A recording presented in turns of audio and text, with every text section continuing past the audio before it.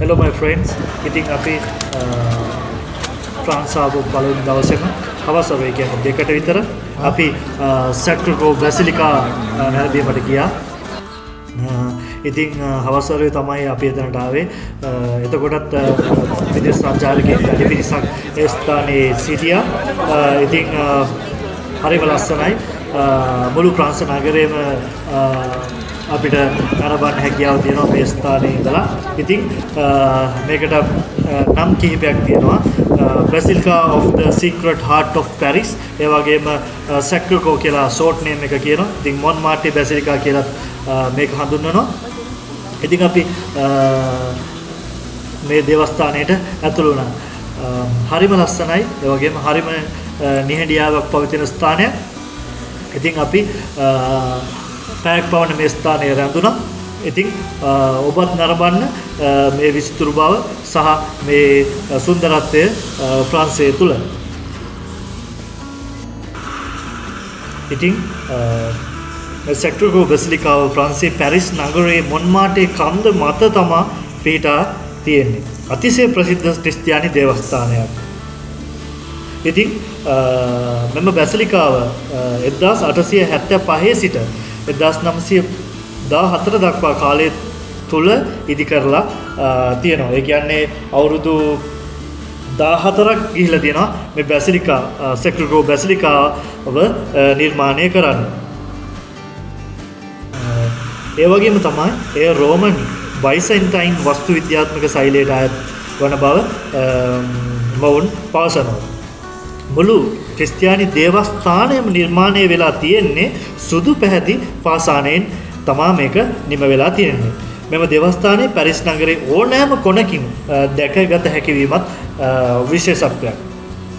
ඉතින් ඔයාලට මේ හැම තැනකම සුදු පාසානය දැක ගන්න පුළුවන්. ඒ වගේම තමයි නොයෙකුත් පිළිම, ඒ වගේම චිත්‍ර, මූර්ති නිර්මාණ ඔයාලට මේ දේවස්ථානය තුල දැක ගන්න පුළුවන්. ඉතින් ඔයාලා ගිහින් නරඹන්න මේ තුල වේලාවක් ඔයාලා නතර වෙන්න.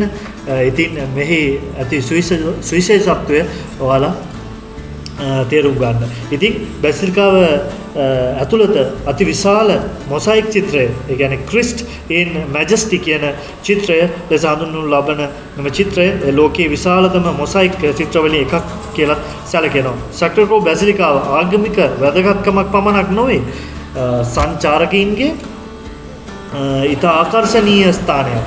ඉතින් අපි සුළු මොහොතක් ඒ තුල රැඳී ඉඳලා එළියට ආවා.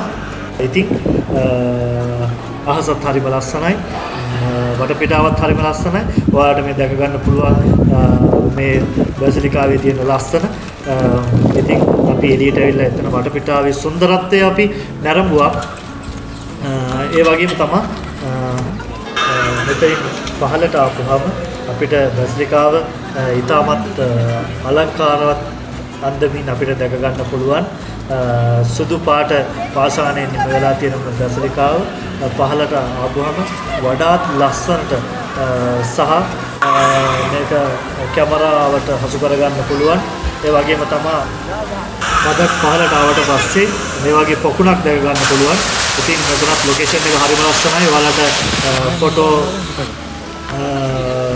ලොකේෂන් එකක් විදිහට මෙතන යොදා ගන්න පුළුවන්. ඒ වගේම මෙතනින් තවත් පහළට එනකොට දෙපැත්තේ ගාඩන්ස් දෙකක් තියෙනවා.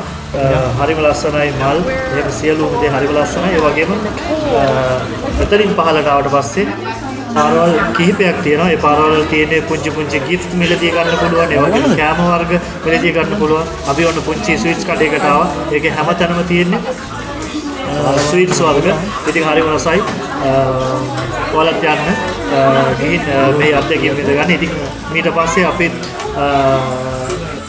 සුපර් මාකට් එකට ඇවිල්ලා පොඩි පොඩි බලු ටිකක් මිලදී අරගෙන අපි අපේ අපාර්ට්මන්ට් එකට ගියා. හවස් වෙන නිසා අපිට මහන්සියක් තිබුණ නිසා අපි කෙලින්ම අපාර්ට්මන්ට් එකට ගියා. ඉතින් අපි ඊළඟ වීඩියෝ එකත් එක්ක හම්බ වෙමු. එතකන් ඔයාලට සුබ දවසක්. Thank you very much. අපිත් එක්ක රැඳී ඉන්න.